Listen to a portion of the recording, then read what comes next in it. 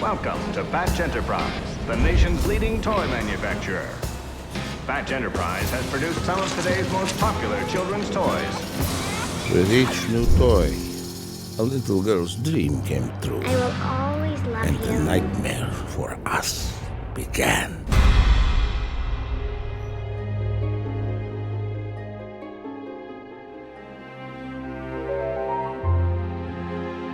Patchtown came to fruition about 8 years ago when I was on set working with a Russian script supervisor, and we kind of started talking about, we were bored as usual standing on set, and we started talking about where babies came from.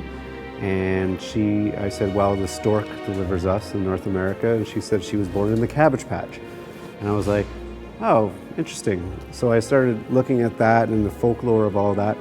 Ultimately then looked at the idea of abandonment and girls having these dolls. And when they grow up, what happens to those dolls, and ultimately what happens to the transference of that love that those dolls once received. So that started building into this bigger story,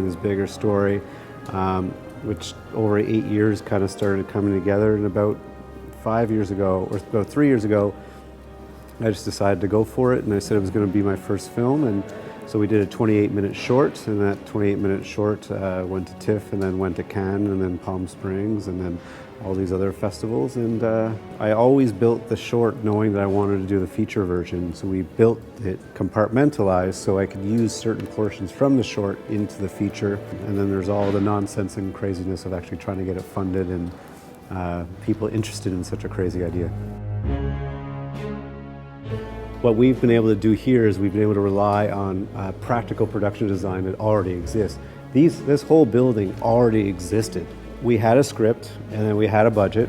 Those two things didn't quite work out together, but I wasn't going to compromise on the vision of what it was going to be. So we ended up finding this two-story building, Fraser, that had our jail cells and our courtrooms and our police stations and our apartment buildings. And so I readjusted my script. I didn't lose any of the emotional context to it, but I just changed the direction of what was living around us.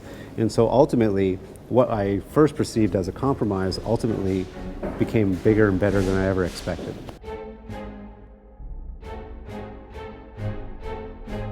We're using kind of, I guess, classic filmmaking techniques. A good example would be the factory sequence where we have a giant expanse of a factory.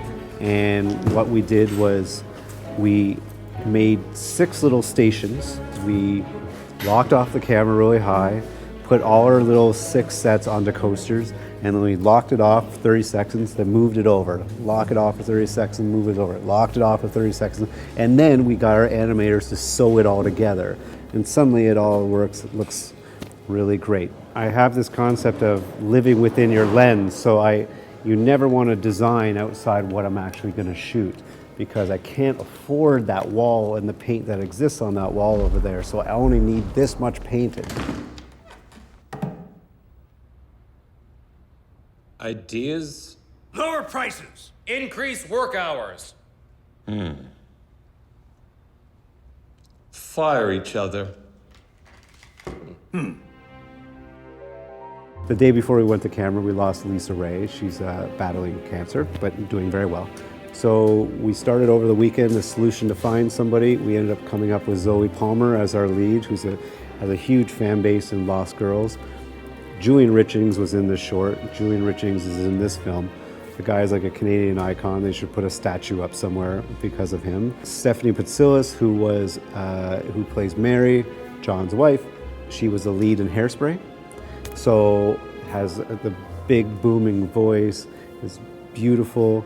And then you have John, our big guy, 6'7", 380, gorgeous, can sing, and he came in on an open casting call. So you go for talent and character. And so we have so many different types of characters in this film that just slide right into what we've written. Patch Enterprise prohibits singing during work hours.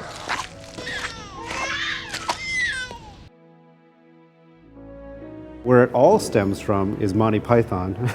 And so Monty Python was able to use, and Terry Gilliam was their production designer, and ultimately he was able to bridge that world of dark and light. And ultimately, we have a tendency in Canada to make very dark films. but you can't be too dark because you need to, in order to highlight the dark, you need to show the light. And so ultimately you start really trying to find levity within those dark moments, and then therefore you find your own style.